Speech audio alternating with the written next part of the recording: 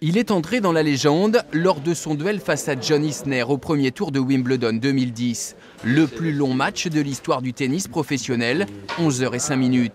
Mais à Poitiers, Nicolas Mahut n'est pas seulement le perdant de cette rencontre d'anthologie conclue 68-70 au 5e set.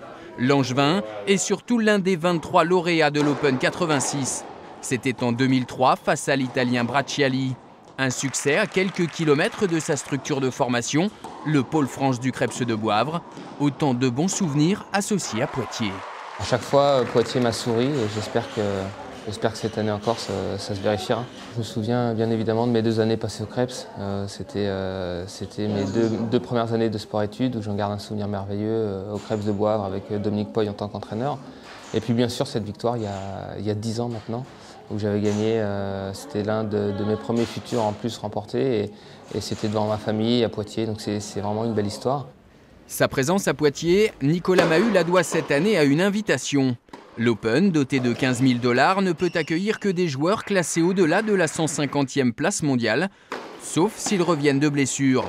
C'est le cas de l'Angevin, touché au genou depuis 5 mois. Redescendu à la 145e place mondiale, la tête de série numéro 1 du tournoi est là pour tester son physique. Dans cette optique, son premier match l'a rassuré. Oui, il y a une petite douleur, mais je peux jouer normalement, donc ça c'est la grosse satisfaction.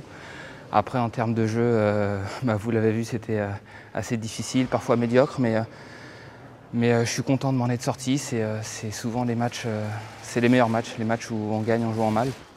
Un match gagné en 3-7 sous les yeux de Dominique Poy, son ancien entraîneur au pôle France de Poitiers.